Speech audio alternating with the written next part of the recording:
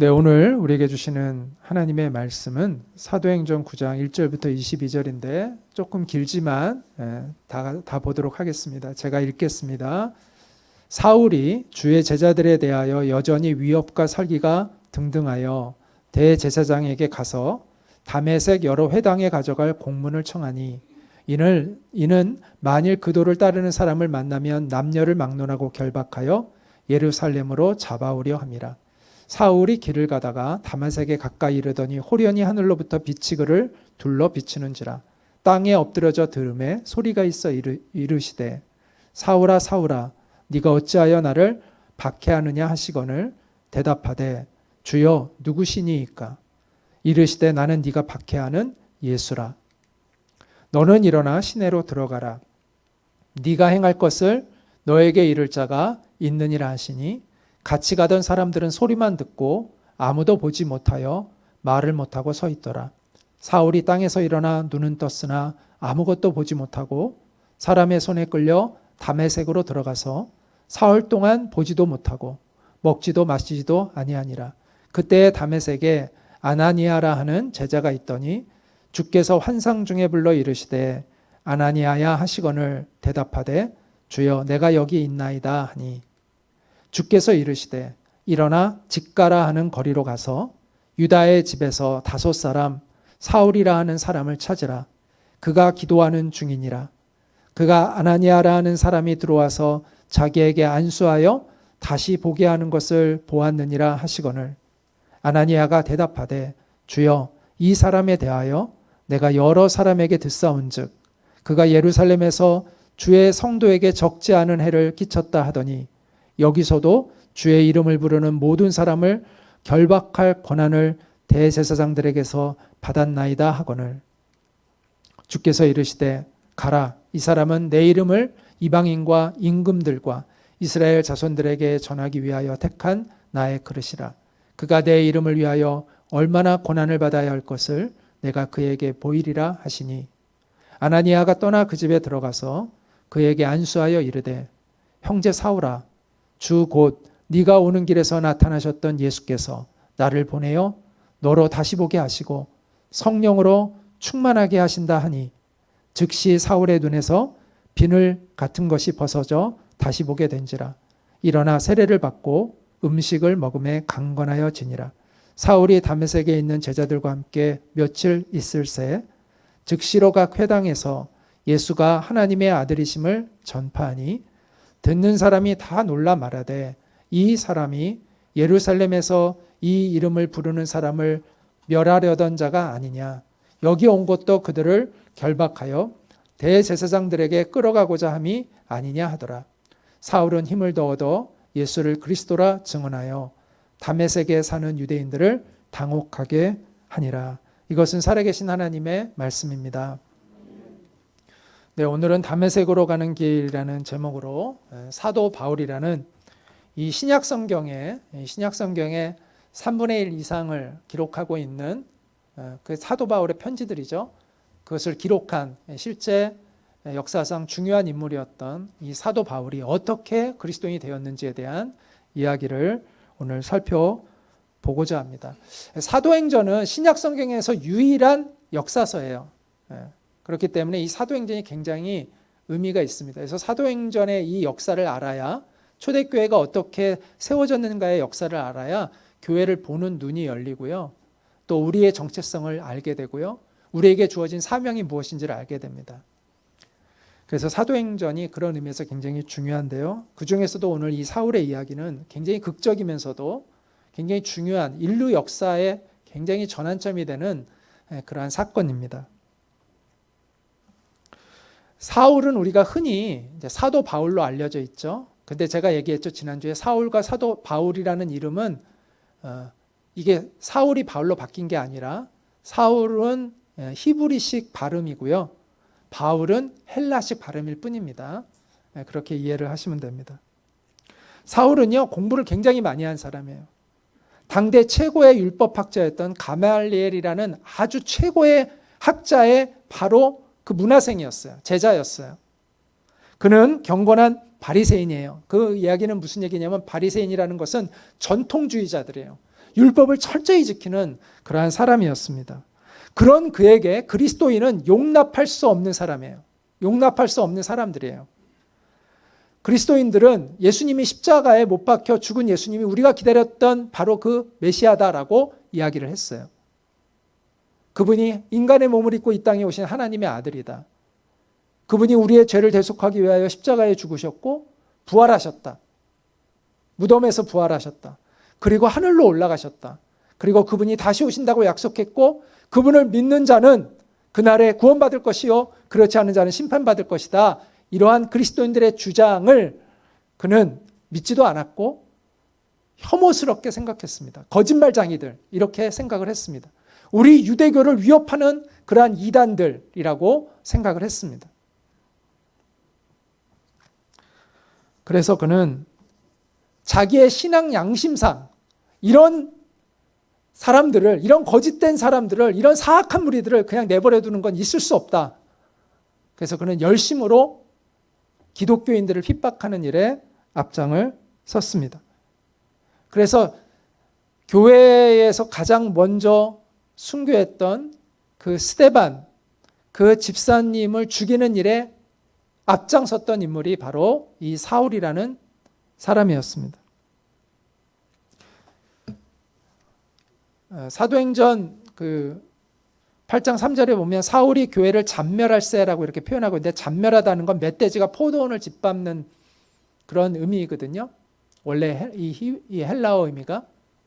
그래서 바울은 마치 성난 멧돼지처럼 그렇게 기독교인들을 핍박하는 일에 나섰던 그러한 사람이죠. 근데 바울은요, 이 예루살렘에 있는 기독교인만 잡아가 누른 걸로는 성이 안 차요. 그래서 지금의 시리아의 수도인 다마스쿠스, 성경에는 지금 다메섹이라고 표현되어 있는데 같은 곳입니다. 이 다마스쿠스, 다메섹이라는 곳에 이 예루살렘에서 다메섹까지는 240km예요. 그래서 그 당시에는 일주일 동안을 여행해야 가는 거리예요. 근데 외국에 있는 유대인 기독교인들을 잡아가두기 위해서 공문서를 받아가지고 그 사람들을 잡아서 예루살렘에 데리고 와서 감옥에 쳐넣기 위해서 그 길을 떠났습니다. 그 정도로 열심히였어요.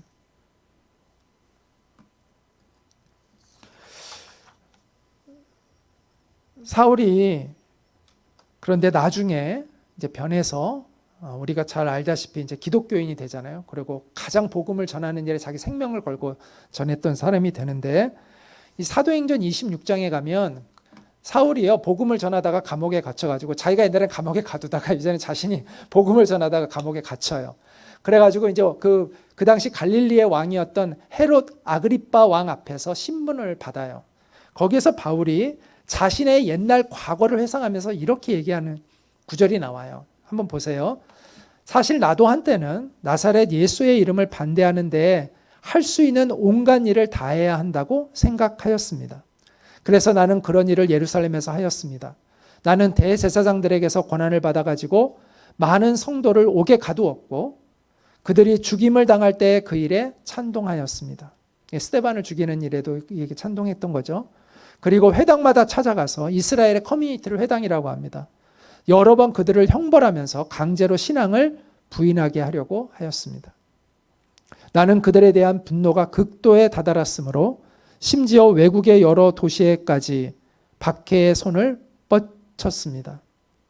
한 번은 내가 이런 일로 대제사장들에게서 권한과 위임을 받아가지고 다마스쿠스로 가고 있었습니다. 이렇게 자신이 다메섹으로 가서 일어난 일들에 대해 이제 설명하는 내용이 나옵니다. 스데반을 죽이는 일에 앞장섰던 이 사도 바울은 스데반이 천사의 얼굴로 죽었다고 하잖아요.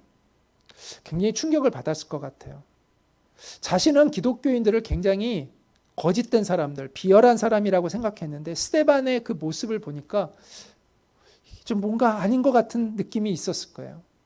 천사의 얼굴로 사람들을 원망하지 않고 오히려 용서하면서 오히려 기쁨으로 죽는 그 스데반의 모습이 그 사도 바울에게, 그 당시에는 이제 사도 바울이 아니죠. 사울에게는 엄청난 충격으로 왔을 거예요. 그러면서 자기 마음에 불안감이 왔을 것 같아요. 혹시 잘못된 것은 아닌가? 내가 뭘 잘못하고 있는 것은 아닌가? 근데 인간은요, 자기가 어떤 그런 불안감이 오면은 돌이켜서 회개하기보다는 오히려 더 악랄해지는 경우들이 있어요. 왜냐하면 자기의 확신을 더 갖기 위해서. 사울은 그랬지 않았을까?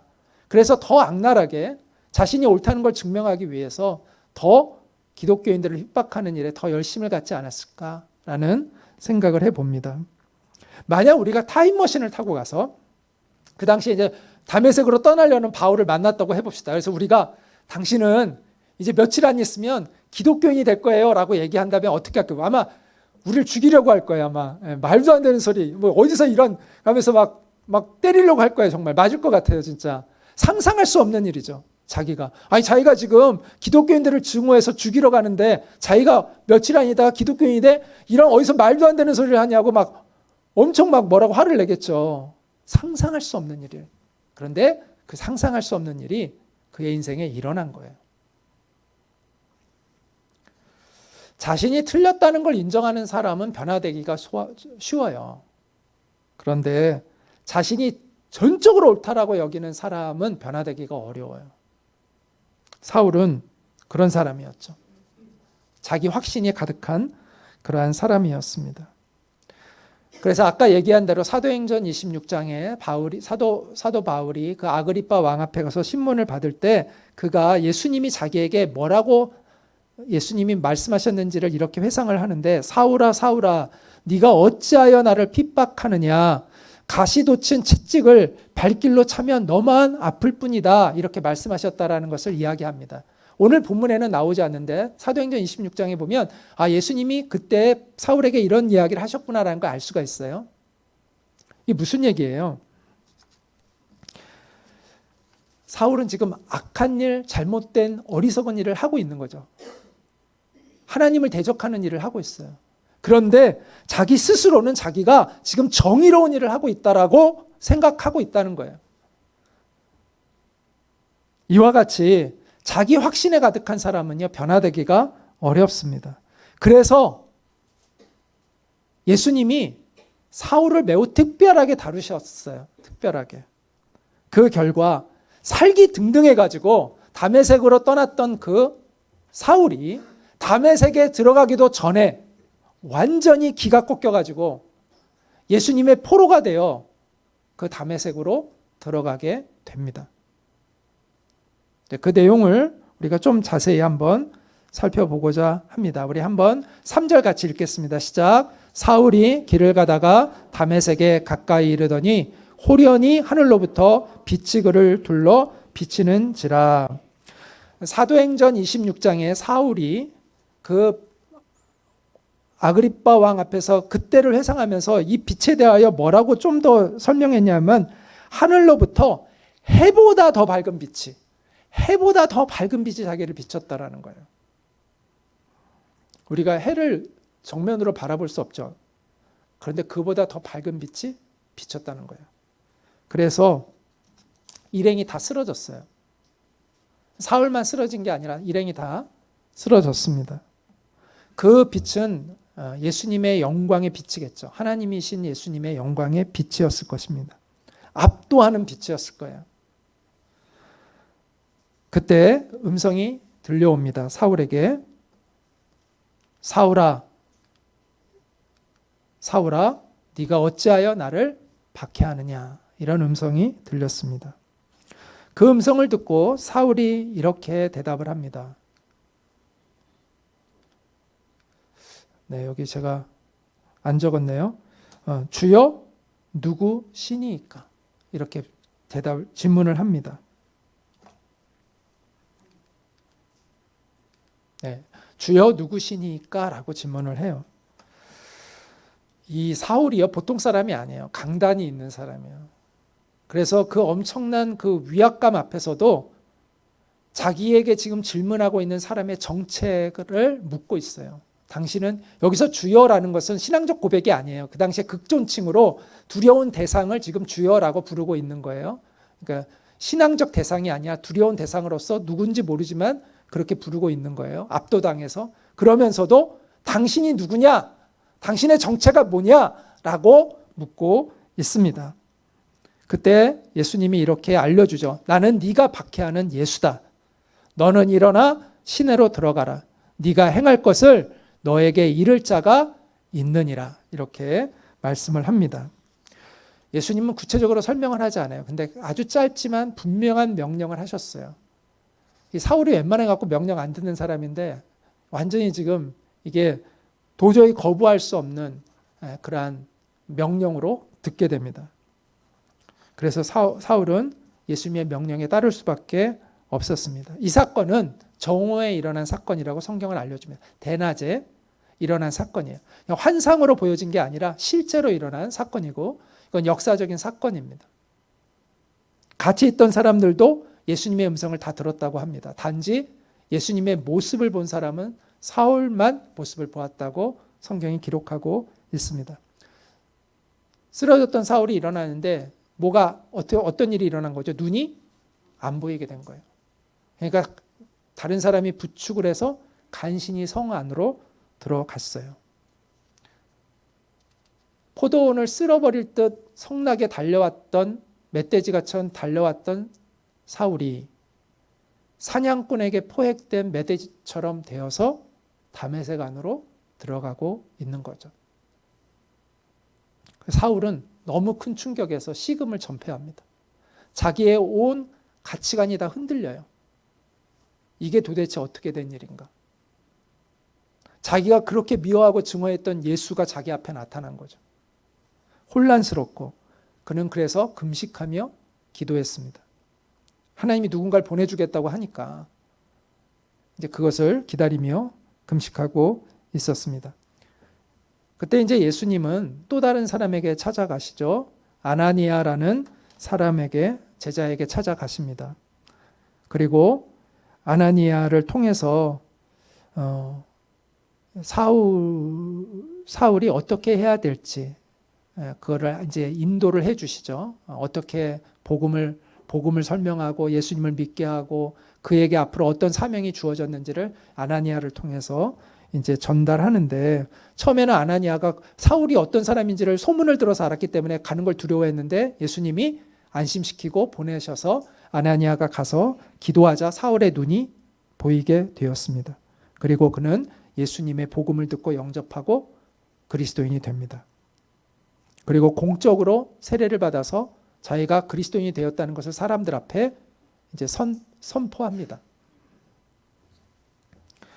그리고 나서 바울은 회당을 가요. 회당은 어느 도시든 이스라엘은 회당을 지금도 마찬가지예요. 지금도 세계 어디를 가든 회당이라는 것을 중심으로 이스라엘 사람들은 모여요. 일종의 주민센터 같은 거예요. 거기에 가서 그 당시에 이제 회당에서 예배가 항상 있었는데 성경을 가르치고 하는 일이 있었는데 바울이 거기에 가서 예수님이 하나님의 아들이심을 전했다라고 이야기를 합니다. 자, 유대교 신봉자들이 얼마나 당황했겠어요. 지금 안 그래도 기독교인들 미워하고 있는 사람들이 이제 사울이 온다고 하니까 사울 기다려가지고 이제 사울이 오면 공문서 받아가지고 막 잡아가지고 보내려고 했는데 잡아가지고 보내려고 했는데 예루살렘으로 근데 그 사울이 나타나가지고 지금 복음을 전하는 거예요. 예수님을.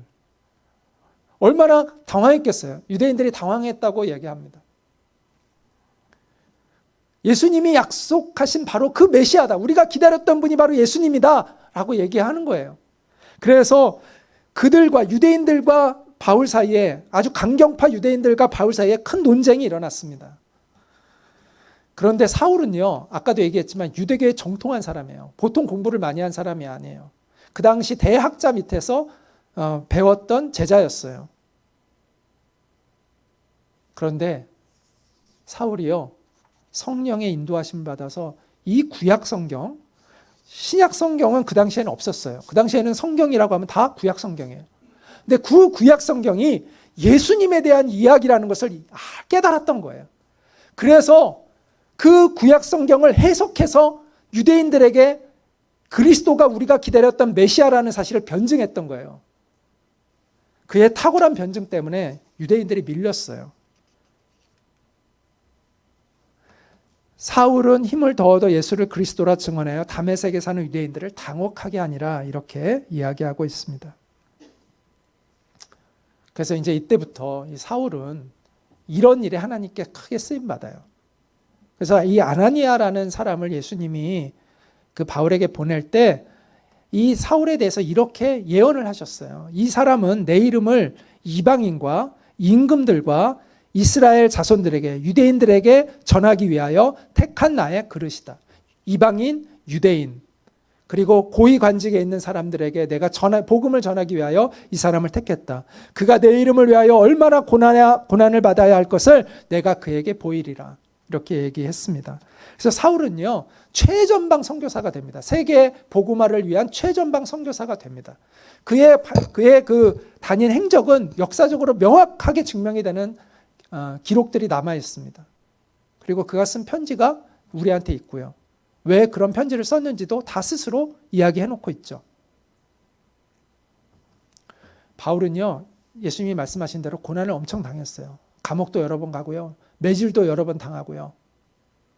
심지어 복음을 전하다가 돌에 맞아가지고 기절하는 바람에 사람들이 죽은 줄 알고 시체인 줄 알고 갖다 버린 적이 있어요. 그렇게 온갖 고난을 겪었습니다. 그리고 결국에는 그는 순교를 합니다.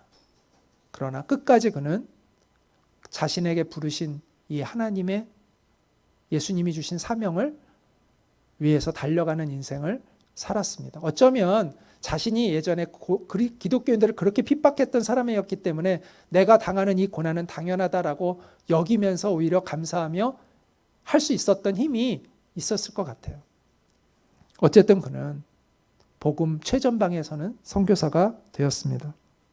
어떻게 이런 인물이 역사 속에 있을 수 있을까? 저는 사도 바울이라는 한 이 역사적인 실제 인물을 연구하고 객관적으로 살펴보더라도 우리는 이 복음, 예수 그리스도의 복음이 얼마나 진실인가를 알 수가 있어요. 사도 바울이 예수님을 정말 만나지 않았다면, 그런 경험이 없었다면 이런 인물이 역사에 만들어질 수 있을까요? 불가능해요.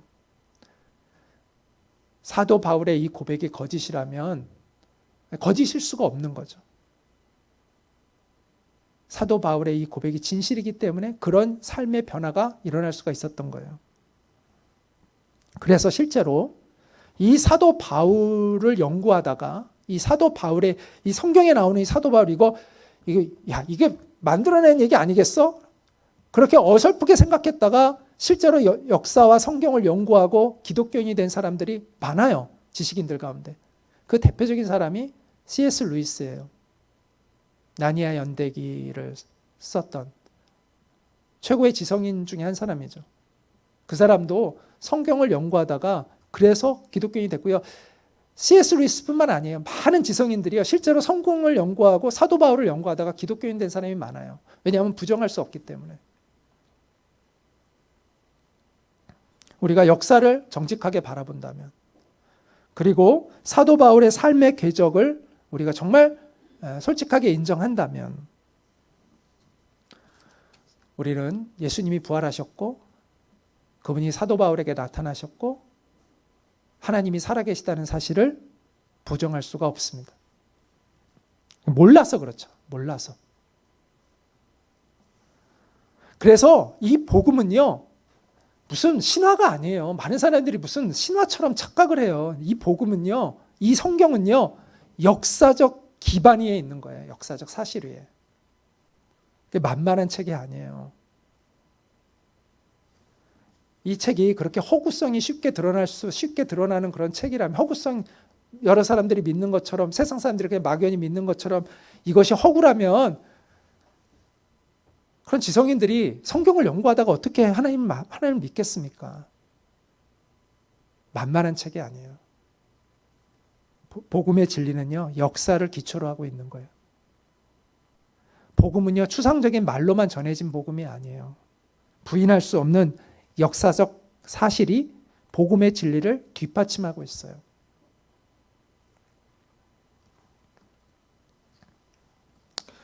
오늘 우리가 사울의 극적인 회심의 이야기를 살펴보고 있잖아요.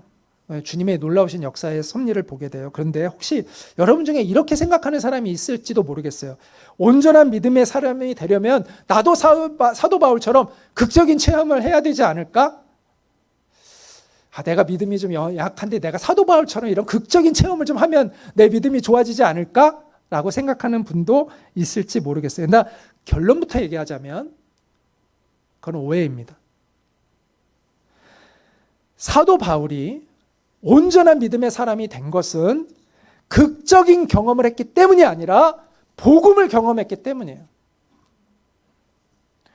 바울의 체험은 극적이죠. 정말 극적이에요. 아주 드라마틱하죠. 이런 사람의 삶을 찾아보기가 어렵죠. 정말 상징성이 있습니다.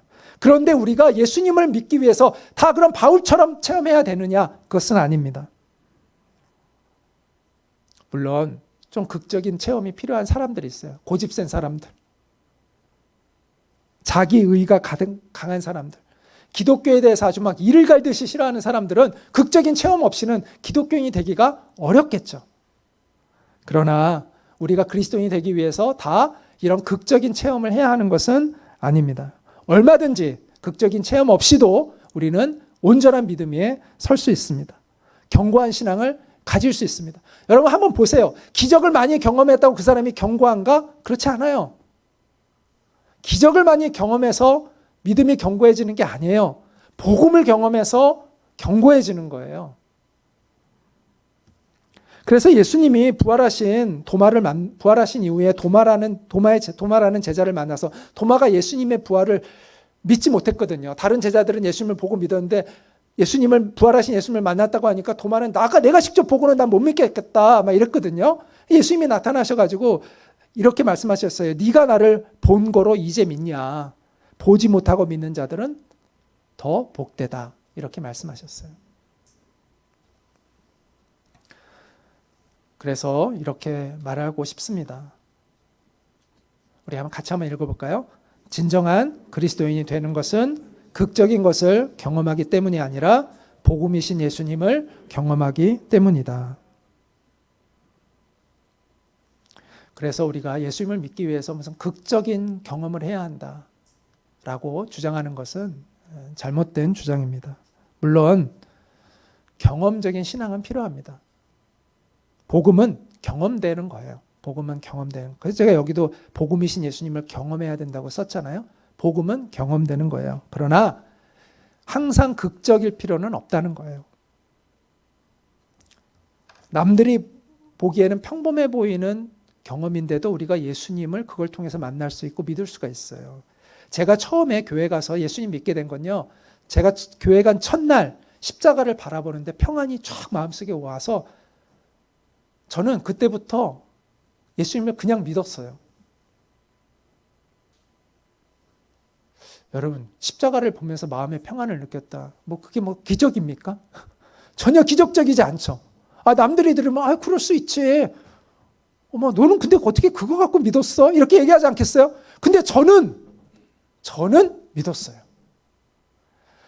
기적이라고 할 수 없잖아요. 제가 무슨 놀라운 기적을 경험한 것도 아니에요. 근데 십자가를 바라보는데 이상한 평안이 내 마음에 느껴졌어요. 그런데 저는 그것으로 충분했어요. 예수님을 믿는데. 이렇게 예수님을 믿는 것에는 나만의 경험이 있어요.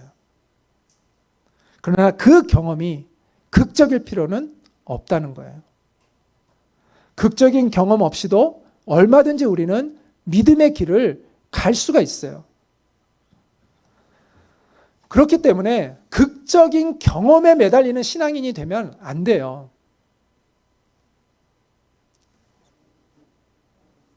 우리가 추구해야 하는 신앙은요, 극적인 경험이 아니라 복음을 경험하는 신앙이에요. 예수님을 인격적으로 만나고 알아가는 것을 추구하는 거예요. 그 경험을, 예수님을 인격적으로 알아가고 만나고 알아가는 경험을 추구하는 거예요.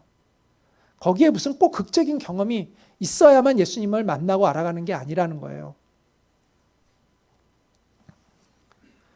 예수님을 정말 깊이 알아가는 건요, 신비한 체험이 아니라 성경 말씀을 통해서예요. 사울이요, 온전한 믿음을 갖게 된 것이 그가 기적을 경험했기 때문일까요? 그에게 햇빛같이 강한 그 빛 가운데 예수님 앞에서 쓰러졌던 그 경험이 그가 온전한 그리스도인이 되게 한 것일까요? 아니에요. 그가 주님을 향하여 다른 태도로 주님을 바라보게 하는 계기는 됐지만, 그가 온전한 믿음을 갖게 된 가장 중요한 것은 성경을 통해서예요. 성령님이 오셔서 그 구약에 예언된 그 구약 성경이 바로 예수 그리스도에 대한 계시라는 것을 그가 깨달았던 거예요. 그걸 어떻게 아냐? 그래서 사울이 논쟁에서 이길 수 있었던 거예요, 유대인들을. 그리고 여러분이 이 사도 바울이 쓴 편지들을 보면 곳곳에 그 구약 성경이 예수님에 대한 예언이라는 것에 대한 통찰력이 곳곳에 나와요. 그래서 사도 바울은 신비한 체험을 해서 그리스도인으로 성장한 게 아니라 성경 말씀을 통해서 그리스도인으로 성장해 간 거예요.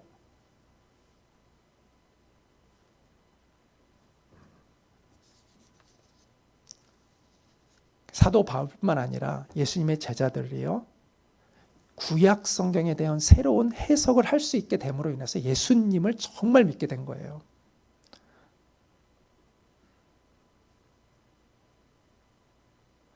따라서 우리가 신비한 어떤 체험을 통해서 예수님을 믿는 것이 아니라, 그것은 하나의 계기는 될 수 있지만, 우리가 성경을 통해서 예수님을 만나고 알아가기 때문에 성경을 통하지 않고는 예수님을 깊이 알아갈 수가 없어요. 성경을 통해서 우리는 만나는 거예요, 주님을. 그리고 그 주님을 알아가는 거예요. 그러면서 우리는 진정한 그리스도인으로 성장해 가는 거예요. 심지어 사울도 그랬다니까요. 그러므로 기적을 경험했느냐 안 했느냐 그렇게 중요하지 않아요. 방언의 은사를 받았느냐 안 받았느냐 그것도 중요하지 않아요. 특별하고 신비로운 경험을 했느냐 안 했느냐 그것도 중요하지 않아요. 신비로운 경험을 했어도요, 자기 마음대로 살아가는 사람들 많아요. 중요한 것은 예수님을 내가 인격적으로 경험했느냐, 성경 말씀을 통해서 내가 예수님을 알고 그분에 대한 온전한 믿음을 갖게 되었느냐, 이 은혜가 필요한 거예요. 이 은혜가 여러분 모두에게 있기를 축복합니다. 각자에게 주님은 맞춤으로 오세요. 어떤 사람은 고요하게 예수님을 만났대요. 어떤 사람은 벼락 맞은 것처럼 예수님을 만났대요. 또 어떤 사람은 내 마음속에 솟아오르는 샘물처럼 기쁨 속에 예수님을 만났대요. 또 누구는 하늘에서 내리는 불같이 예수님을 만났대요.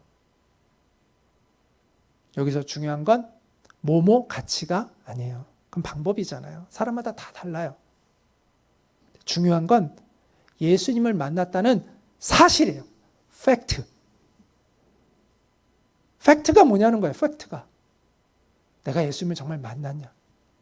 그분이 내 인생의 참 주인이신 것을 내가 알게 되었느냐. 그분이 나를 구원하시는 유일한 분이심을 내가 알게 되었느냐. 그분 안에서만 내게 소망이 있다는 것을 내가 진짜 알게 되었느냐. 이 팩트. 뭐뭐처럼이 중요한 게 아니라, 어떤 방법이 중요한 게 아니라 이 팩트. 이게 중요한 거예요.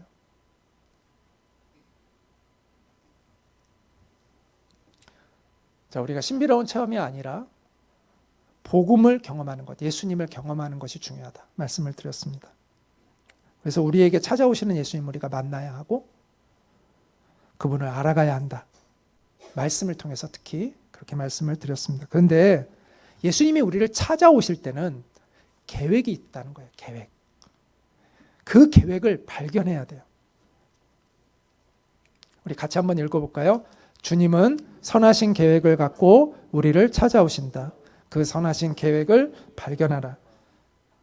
자, 사울 한 사람의 변화가 어떤 변화를 가져올지 아무도 예상할 수 없었어요. 사울도 몰랐어요. 사울도 자기가 그런 역사에 엄청난 일을 할 거라고는 자기도 상상을 못했을 거예요. 그런데 주님은 계획을 갖고 계셨어요. 계획을. 그를 이방인들의 사도로 세우는 거예요. 그 당시 유대인들은 세계가 유대인과 이방인 딱 둘이에요. 유대인이고 나머지는 다 이방인이에요.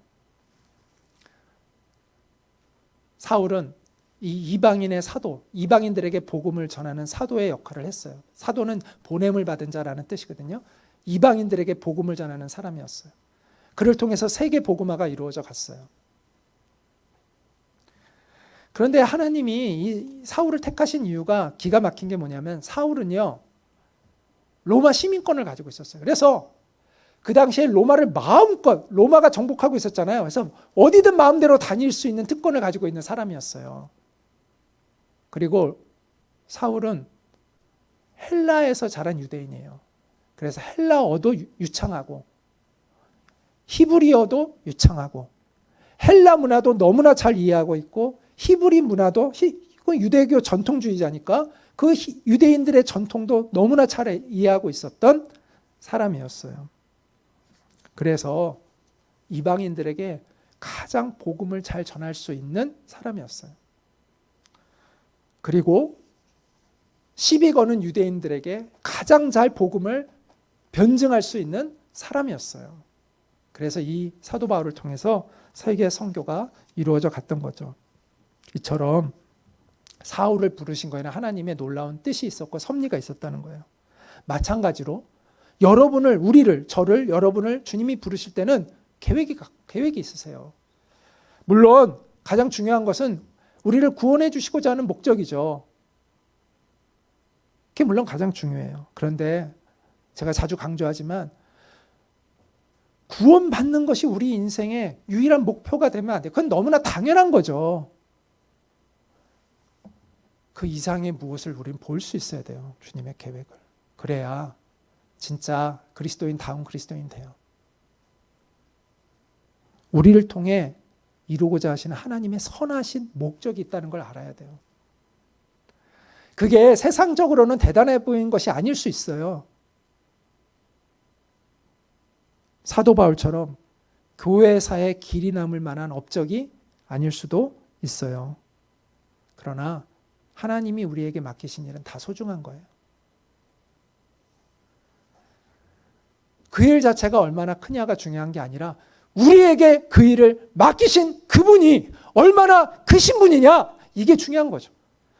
우리에게 그 일을 명령하신 분이 위대하신 하나님이라면 우리에게 주어진 그 일은 다 소중하고 의미 있고 가치로 충만한 거예요. 세상 사람들이 어떻게 평가하느냐가 중요한 게 아니라 위대하신 하나님이 내게 맡기신 일이라면 그 일은 위대한 거예요.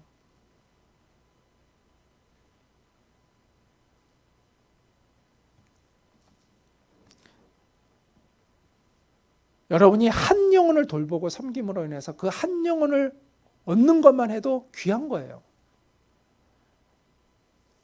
예수님이 100마리 양 중에서 한 마리를 잃어버렸을 때 그 99마리의 양을 두고 그 한 마리를 찾으러 가시는 것에 그 자기의 마음을 표현하시잖아요. 하나님의 마음은 이와 같다. 잃어버린 그 한 마리의 양을 찾기를 원하시는 하나님의 마음에 대해서 이야기하시잖아요. 한 영혼을 구원하는 것도요, 그 큰일이에요.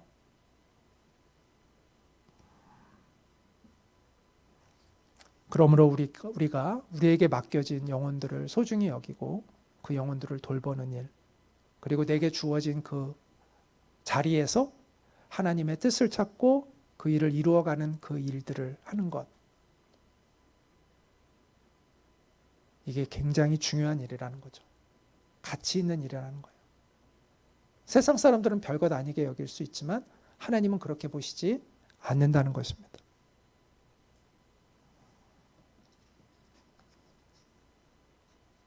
그런데 우리가 이 하나님의 뜻을 찾으려면요, 기억해야 할 것이 있는데 우리 중심적인 사고에서 벗어나야 돼요. 자, 우리는 자꾸 하나님의 뜻과 계획을 어떻게 생각하냐면 나를 위한 하나님의 뜻, 나를 위한 하나님의 계획이 무엇인가에 관심이 있어요. 그 나를 위한을 좀 빼세요.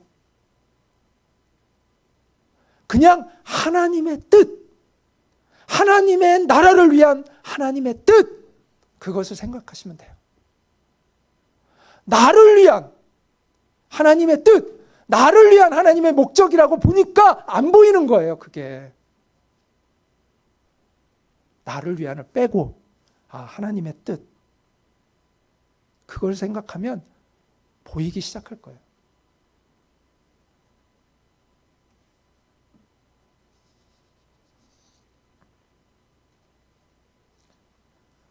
사울에게 있어서 다메섹으로 가는 길은 예수님을 만나는 길이었죠. 그리고 갈 때는 자신이 가진 어떤 계획을 가지고 갔지만 그 다메섹으로 들어갈 때는 자신의 계획이 다 내려져 있었어요. 그리고 그곳에서 하나님의 사명을 받게 되었습니다. 여러분에게도 다메섹으로 가는 은혜가 있기를 축복합니다. 사람들은 자신이 계획한 대로 인생이 펼쳐지고 잘 되는 것을 복이라고 생각하는데 아닙니다.